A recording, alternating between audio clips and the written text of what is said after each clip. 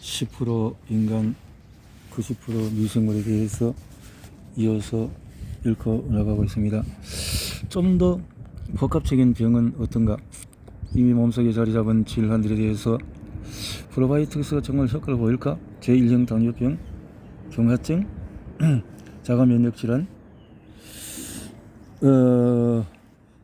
이런 경우에 정신건강장애의 경우에 프로바이오틱스로 효과를 보기에는 프로바이오틱스 힘이 미미하거나 시기적으로 너무 늦어버렸다. 췌장의 인슐린 분비 세포가 이미 공장문을 닫았고 신경세포는 이미 신경초가 벗어졌으며 발달 과정 중의 뇌세포는 이미 진도를 벗어나 버린 것이다. 세포 파괴를 동반하지 않은 알레르기성 장애조차도 면역계는 이미 통제 불능이다. 그들을 제자리로 돌리는 것은 췌장세포를 깨우고 신경을 재코팅하는 만큼이나 어려울 것이다. 학계에서 검증받은 연구를 통해서 다양한 상표의 프로바이오틱스에 들어있는 박테리아 종이나 균주들이 아토피나 거꾸로 알레르기 증상을 완화하며 감염성 장증후군의 고통을 덜어준다는 것이 밝혀지고 있다. 또한 프로바이오틱스는 우리의 기분을 호전시킬 뿐만 아니라 임신 중 당뇨병을 예방하고 알레르기를 치유하며 심지어 체중 감소를 가져올 수 있다는 사실 또한 발견되었다. 이 질환들은 몇 주나 몇 달 만에 단변에 치료되지는 못하지만 프로바이오틱스를 장기적으로 복용했을 때 분명히 긍정적인 결과를 가져온다. 그러나 프로바이오틱스는 치료 목적으로보다는 예방 차원에서 사용했을 때 더 큰 효과를 나타낸다는 것이 입증되었다. 예를 들어 쥐를 가지고 실험해보자. 다소 특별한 이 쥐는 품종상 유전자 이상으로 인해서 자라면서 제1형 당뇨병에 걸릴 수밖에 없는 운명에 처해 있다. 이 쥐에게 생후 4주부터 매일 8종류의 4,500억 마리에 달하는 프로바이오틱스를 주입하면 쥐의 유전적인 운명을 거스를 수 있다. 플라시보를 준 대조군은 생후 32주경의 81%가 당뇨병에 걸렸지만 VSL3를 주입한 쥐들은 겨우 21%가 발병하는 것을 그쳤다. 4분의 3의 쥐가 매일 살아있는 박테리아를 먹음으로써 필연적인 자가면역 질환으로부터 보호를 받은 것이다. 그래서 바이오틱스를 생후 4주가 아닌 10주부터 시작했을 경우에도 효과는 약했지만 복용하지 않은 것에 비해서 나은 결과를 가졌다. 생후 32주의 대조균은 75%, 당뇨를 아닌 경우는 55%, 생후 4주부터 시작한 것에는 인상적인 결과는 아니었지만 여전히 의미 있는 감소 경향을 나타냈다. VSL3 제조사는 시판하는 어떤 프로바이오틱스 제품보다도 VSL에 더 많은 박테리아 균주와 개체수가 들어있다고 선전한다. 정확한 메커니즘은 모르지만 이 살아있는 박테리아들이 유전적으로 당뇨병에 걸릴 수밖에 없는 제 체내에서 당뇨의 발병을 바꾸어 놓는 것이다. 정상적으로라면 이 지우 면역계는 췌장의 인슐린을 분비하는 세포를 공격했겠지만 박테리아들이 그것을 막아주었다. 이것을 복용한 쥐는 면역계는 오히려 백혈구를 모아서 췌장으로 몰려가서 췌장세포의 파괴를 막는 항염증 화학 전달 물질을 쏟아낸다. 이것은 고무적이다. 신중하게 복용 주기를 결정하여 프로바이오틱스를 처방한다면 병이 애초에 인간에게 도달하기 전에 그것을 막을 수 있을지도 모른다. 현재 이 아이디어를 테스트하는 임상 실험이 진행 중이며 결과를 기다리고 있다. 프로바이오틱스가 건강에 이로운 방향으로 작용하기 위해서는 면역계 활동에 영향을 미치는 것이 핵심이다. 프로바이오틱스가 그들의 진정한 가치를 보여야 하는 것은 인체를 괴롭히는 염증이다. 4장에서 언급한 트래그를 기억하는가? 트래그는 면역계의 평화 유지균으로 적을 잃고 피해 곤지른 병사들을 진정시키는 역할을 한다. 근본적으로 트래그는 자신들에 대한 면역계의 공격을 저지하기 위해서 평화 유지균을 더 많이 더 실력 있는 놈으로 모으려는 미생물에 의해서 통제하게 된다.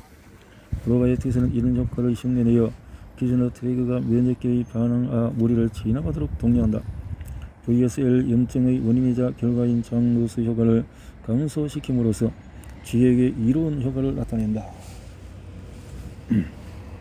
프로바이오틱스 제품에 관해 따져봐야 할 점이 3가지가 있다. 첫째, 제품에 어떤 종과 균주가 들어있는가? 제품 설명에 정확히 균주의 정보가 나와 있지 않거나 또는 제품 내의 박테리아를 실제로 배양하고 DNA 염기 서열 분석을 해보면 내용물과 일치하지 않는 경우가 종종 있다. 균주들이 인체에 끼치는 영향에 대해서 자세히 알려진 바는 없지만 아마도 들어있는 종의 수가 많을수록 효과도 클 것이다. 둘째, 제품에 얼마나 많은 수의 박테리아 또는 CFU 침략 형성 단위가 들어있는가. 복용하는 박테리아 전체 개체 수는 이 여행 계획들이 장까지 가는 길에서 겪어야 하는 경쟁과 싸움에 얼마나 승산이 있는지를 결정한다. CFU가 높을수록 효과를 나타낼 가능성이 더 크다. 셋째, 이 박테리아들이 어떤 식으로 포장되는가. 프로바이오틱스는 파우더, 알약, 바, 요거트, 음료수, 심지어 피부에 바르는 크림이나 목욕, 세정크림까지 모든 형태의 제품으로 출시가 된다. 어떤 경우는 복합 비타민 같은 건강 보조제가 섞어 나오기도 한다. 이런 가공 과정이 박테리아에 영향을 미치는지는 알려져 있지 않다. 사람들이 흔히 먹는 요거트에 프로바이오틱스와 함께 상당량의 설탕이 들어있기 때문에 오히려 건강에 나쁜 영향을 끼칠 수도 있다. 이 중에서도 종과 균주 항목이 아마도 가장 많은 논쟁의 대상이 될 것이다. 메시니 코프의 일선은 프로바이오틱스라는 이름으로 시장에 출시된 많은 균주 속에서 유지되고 있다. 락토바실러스 균들은 요거트를 만들어낸다는 가치에도 불구하고 실제로 성인의 장에는 그다지 많이 들어있지 않다. 이 균들은 자연 분만으로 태어나 모유를 먹은 아기들의 장에 번식하지만 일단 임무가 끝나면 전체 장내 박테리아 군집의 1% 이하로 우정도가 떨어진다. 락토바실러스는 한 가지 이유로 프로바이오틱스 산업의 선두주자로 나섰다. 그 비양이 가능하다는 것이다. 락토바실러스는 다른 장내 미생물과는 다르게 산소가 풍부한 환경에서도 살아남을 수 있어서 패트리 접시나 따뜻한 우유 탱크 안에서 쉽게 기를 수 있다. 이는 락토바실러스가 장내 미생물에 관한 초기 연구에 과도하게 연구 대상이 되었다는 뜻이기도 하다. 프로바이오틱스를 DNA 염기 서열 분석이나 흉기성 박테리아 비양으로 제대로 연구하면 아마 락토바실러스 균들은 체내 미생물 군집의 다양성을 강화하기 위해 적합한 그룹으로 선택되지는 않을 것이다. 배변을 통해 미생물 이식 프로바이오틱스는 자기의 자리에 있다. 그러나 만약 우리가 폐기칸 해이 같은 상황에 부딪혀 있다면 어떻게 하겠는가. 살이 무섭게 빠지고 처방할 수 있는 항생제도 없는 상태에서 폐기는 절박했다. 독성 거대 결장으로 이어질 위험성 역시 폐기의 마음을 무겁게 했다. 독성 거대 결장이 되면 폐기의 결장은 언제든지 터질 수 있다. 결장이 터지면서 내용물이 복강으로 퍼진다면 그녀가 죽을 확률은 무서울 정도로 높아지는 것이다. 과거에 미국에서만 3만 명이 C지프 감염으로 사망했다. 이 수치는 에이즈 사망률보다 높은 것이다. 폐기는 그 3만 명 안에 들고 싶지 않았다. 한 가지 다른 치료 방법이 남아 있었다. 폐기는 병원 간호사로 일하는 친구의 동생을 통해 난치성 설사병을 가진 환자 중에서 세계에서 몇 군데에서만 가능한 새로운 치료법을 시도하는 사람이 있다는 이야기를 들었다. 이 치료법으로 그들은 확실히 나아졌다고 했다. 폐기는 어떤 것이라도 해보고 싶었다. 해당 병원과의 몇 차례 전화 통화 끝에 폐기는 하와이에서 캘리포니아로 가는 비행기를 예약했다. 폐기는 남편과 동반했는데 그는 언제 아내의 마음을 안정시키기 위해서 함께 떠나는 것이 아니었다. 폐기의 남편은 바로 그녀가 가장 절실히 필요한 것을 주기 위해 가는 것이었다. 새로운 장르의 미생물 말이다. 그것이 그의 대변에서 추출한 것이라고 해도 이들은 단념하지 않았다. 그들에게 남아있는 다른 선택의 여지가 없었기 때문이다. 대변 미생물 이식, 박테리아 테라피 또는 내가 개인적으로 제일 좋아하는 용어로 트랜스 퓨전 응거라는 뜻이다. 수시를 뜻하는 트랜스 퓨전을 합성하여 변을 이식한다는 뜻으로 사용하였다. 즉 한 사람의 변 추출물을 다른 사람의 대장에 넣는 것이다. 혐오스럽게 들리겠지만 인간이 처음으로 이런 발상을 내놓는 것은 아니다. 도마뱀부터 코끼리까지 동물들도 때로 똥에 탐닉한다. 토끼나 설치류에게 자신의 똥은 필수적인 식단의 일부다. 일단 한번 장을 거치면서 미생물에 의해서 세포벽이 열리면 이 음식물을 다시 한번 섭취함으로써 그 안에 들어있는 영양분을 최대치로 뽑아내는 것이다. 이런 습성은 열량 측면에서도 적지 않은 기여를 하기 때문에 쥐에게 자신의 똥을 먹지 못하면 그는 정상적인 크기의 4분의 3 정도밖에 자라지 못한다. 그러나 다른 종들에게 신분증은 상대적으로 흔하게 관찰되는 행동이 아니기 때문에 종종 동물학자들은 비원을 먹는 행동을 비정상적인 행동으로 간주한다. 예를 들어서 코끼리 집단의 암컷 우두머리는 질척한 똥을 싸는 모습이 관찰되었는데 이는 집단 내의 어린 코끼리들이 비원을 코로 퍼올려 먹을 수 있게 하려는 것이다. 침팬지 역시 서로의 비원을 먹는다. 영국이 낳은 권위 있는 동물학자 제인 고달은 탄자니아의 곰베 국립원에서 침팬지와 함께 지내며 헌신적인 연구에 몸바친 덕분에 침팬지 행동에 대해서 이해의 혁명을 일으킨 여성과학자다. 고달에 따르면 일부 야생 침팬지는 설사병에 걸리면 식분증 행동을 보인다.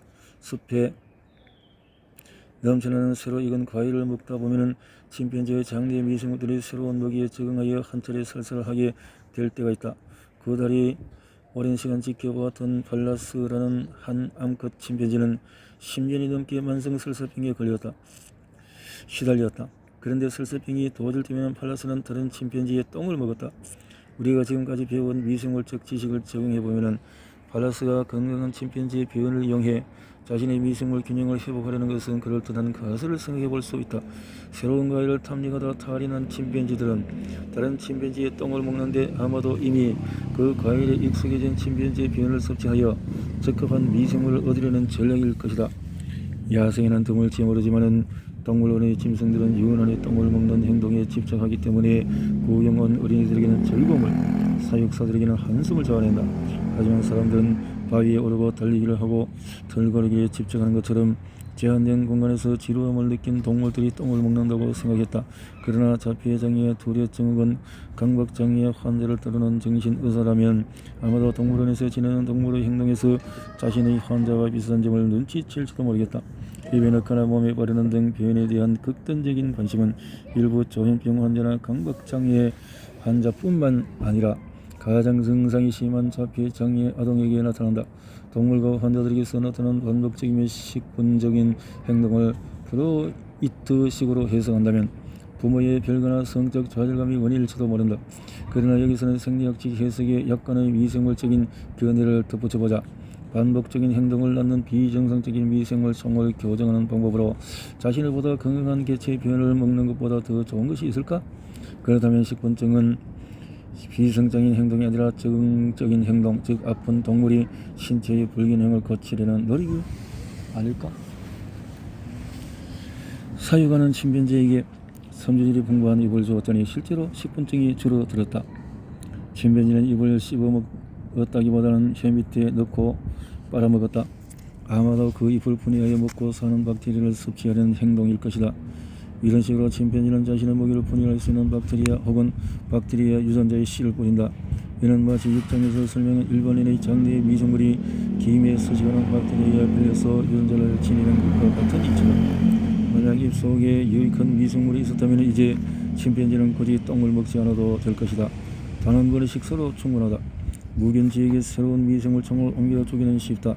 미생물총을 가지고 있는 지와 함께 살게 하면 된다. 며칠 동안 서로의 똥을 나눠 먹은 후 무견지는 친구의 세균과 일치하는 미생물을 장착하게 된다. 심지어 각기 완벽한 세트의 미생물을 가진 두 집단의 지를 함께 생활하게 했더니 각자가 품고 있는 미생물 종의 변화가 생겼다. 2013년 워싱턴 대학교의 제프리 고든 연구팀이 수행한 재미있는 실험실에서 연구원들은 두 집단의 무견지를 들여다가 한 집단에 비만한 사람들의 장 미생물을 접종시켰다. 이 실험의 반전은 이 비만한 사람들은 모두 각각 날씬한 쌍둥이 형제가 있다는 점이었다. 그래서 이번에는 나머지 한 집단의 무견지에는 날씬한 쌍둥이 형제의 미생물을 투입하였다. 예상한 대로 비만 세균을 받은 지는 마른 세균을 받은 지에 비해서 살이 쪘다. 재미있는 부분은 여기서부터다. 접종 5일 후에 각각 쌍둥이 형제의 비만 미생물을 받은 지와 마른 미생물을 받은 지가 짝을 지어서 함께 살게 했다. 놀랍게도 비만한 지는 마른 쌍둥이 형제와 함께 살면서 몸무게 증가 속도가 현저히 낮아지고 또 반대였다. 우리가 만일 침팬지였다면 마르고 건강한 몸을 유지하기 위해서 대변 공유에 탐닉했을 것이다. 그러나 운이 좋게도 인간은 동료의 건강한 미생물총을 얻기 위해서 식본종을 시도할 필요는 없다. 그렇다고 식본종의 대안으로 인간의 대변 미생물 이식이 구미에 맞는다고 말하는 것은 아니다.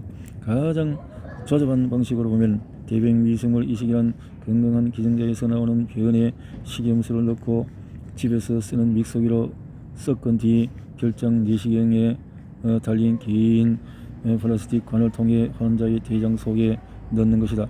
이런 대변 미생물 이식이 장의 세균을 아래에서 위쪽으로 넣는 방법이라면 때로 장 세균을 코를 통해 목과 위로 들어가는 비강 튜브를 통해서 위에서 아래로 배달하기도 한다.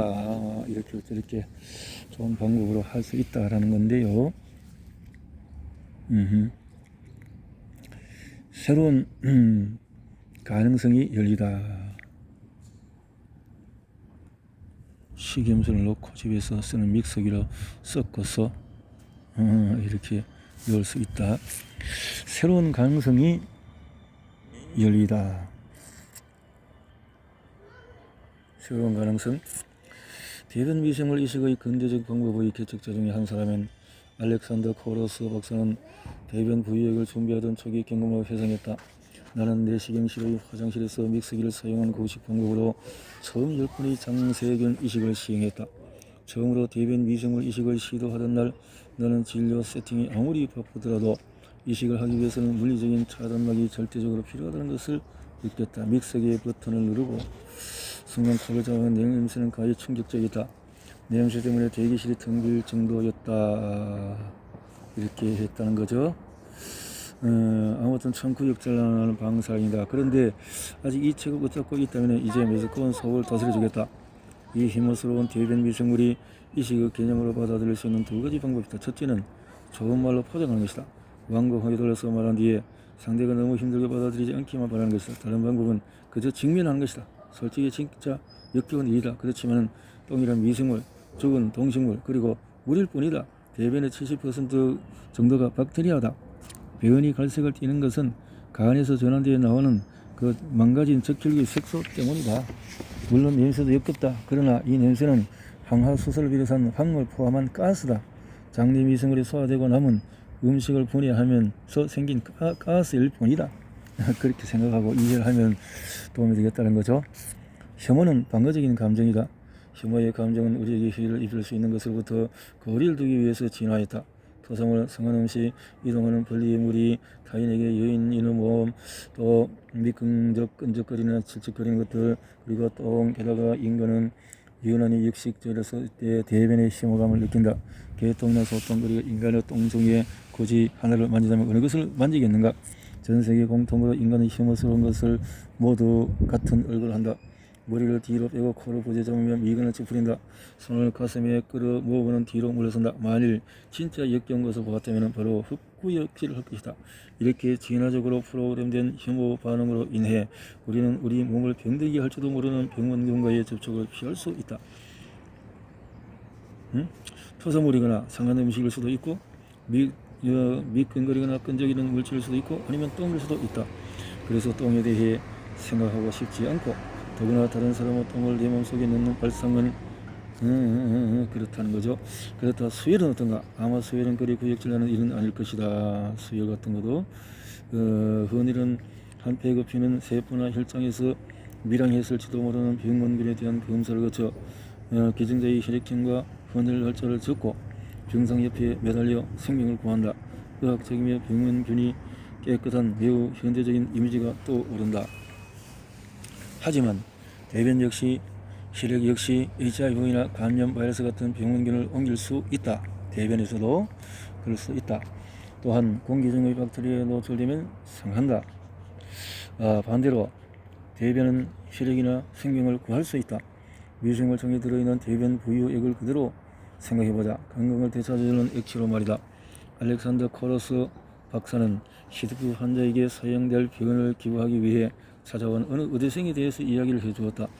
그 의학생이 친구들에게 자기의 대변을 기부한 이야기를 했더니 친구들은 헌혈했을 때처럼 잘했다고 칭찬하는 대신에 그녀를 비웃고 놀려댔다. 심지어 이 친구들은 같은 의대생들이었다.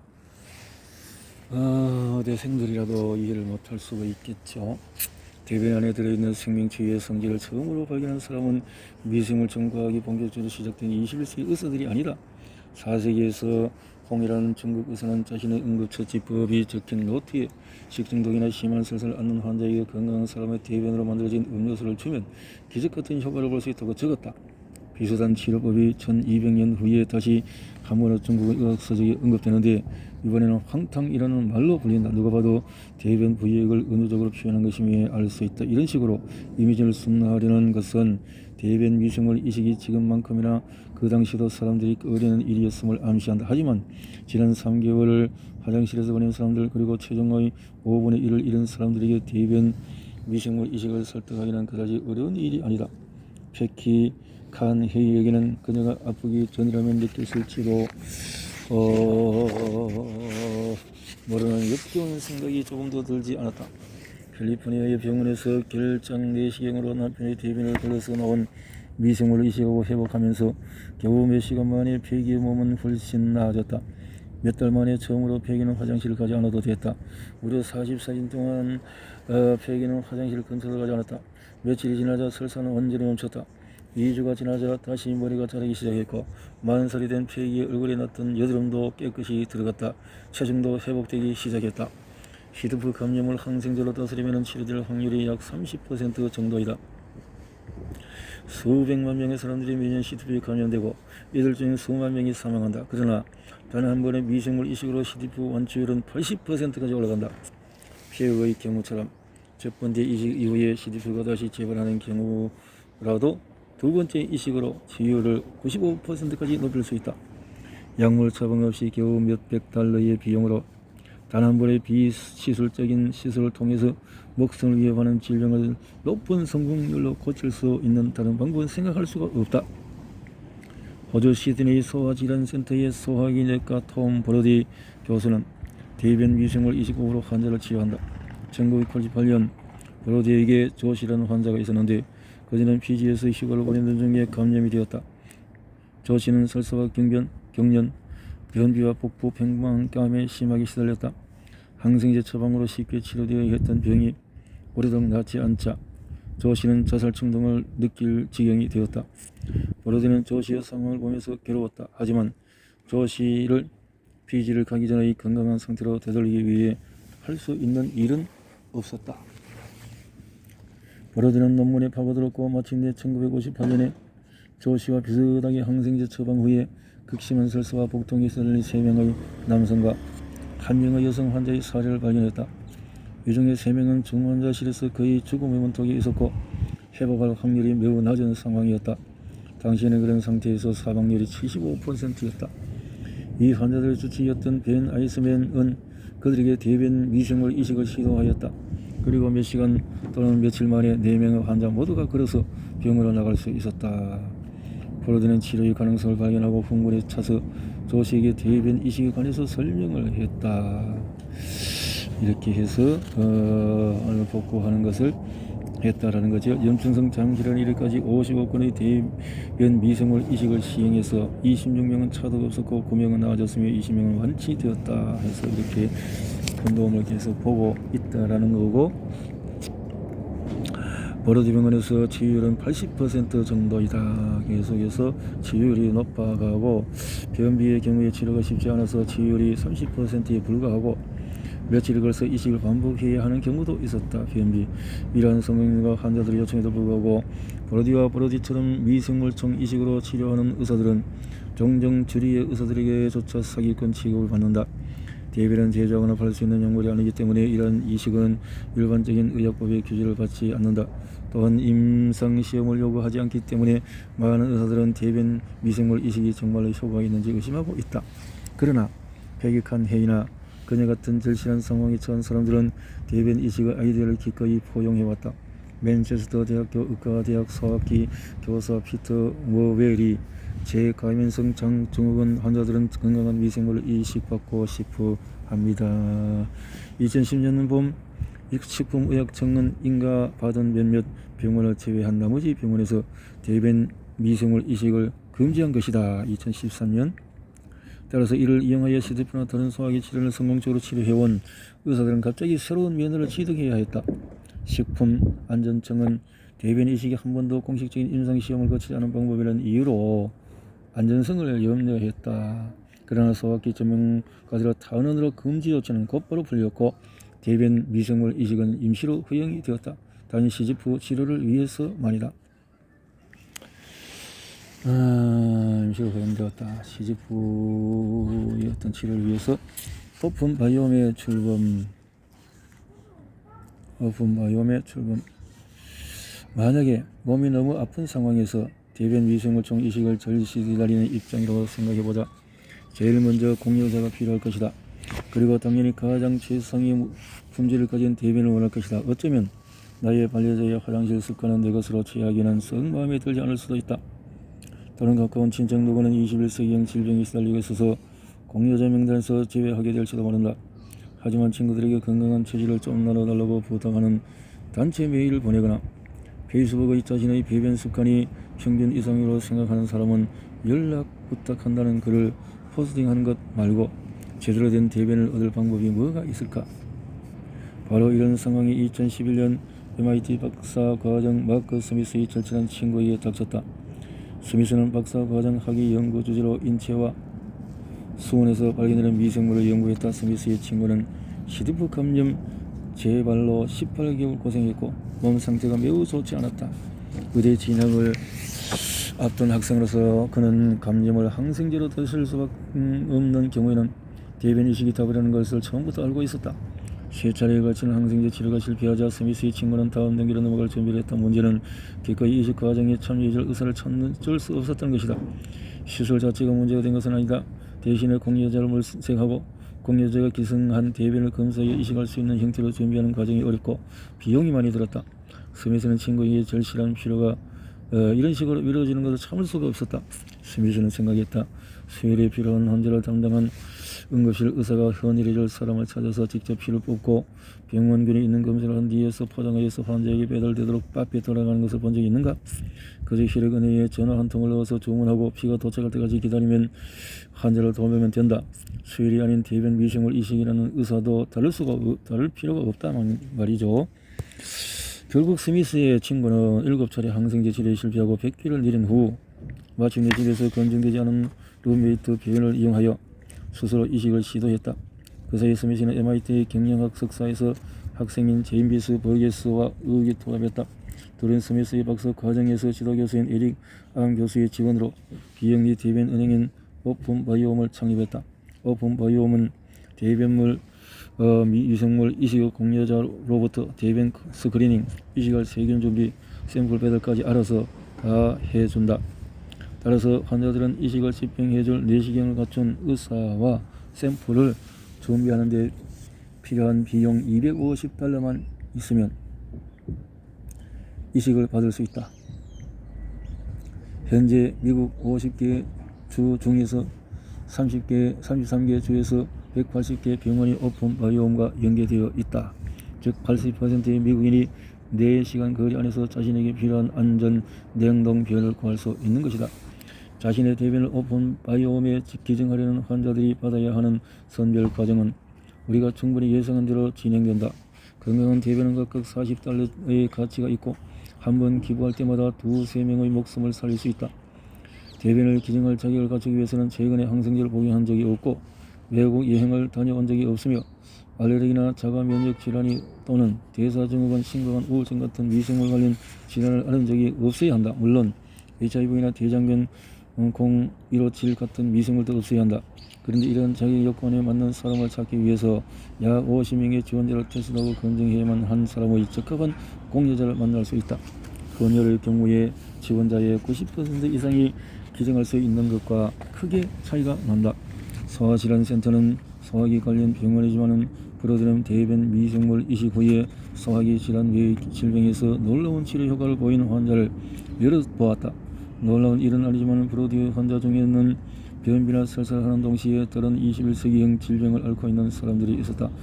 그 중에 한 사람인 빌은 여러 동안 다발성 경화증을 앓고 있어서 걸을 수가 없는 사람이었는데 만성 변비를 고칠 수 있는 유일한 방법이 대변 위생을 이식이라고 생각하여 브로디를 찾아왔다. 이식을 하고 며칠 후 그는 건강을 되찾고 심지어 걸을 수도 있게 되었다. 빌은 이제 생전 다발성 경화증을 알아본 적이 없는 사람처럼 보인다. 대변 미생물 이식을 받은 후 자가 면역 질환에 차도를 보이는 환자는 빌뿐만이 아니다. 2명의 다른 다발성 경화증 환자가 있었는데 한 명은 파킨슨병을 앓은 환자로 류머티즘 관절염 초기 단계였고 다른 한 명은 면역성 혈소판 감소증이라는 면역계가 혈소판을 파괴하는 질병을 앓고 있었는데 두 사람 모두 대변 미생물 이식 후 회복했다. 이 기적 같은 회복이 이식 때문인지 자연적으로 차도를 보인 것인지는 더 두고 봐야 한다.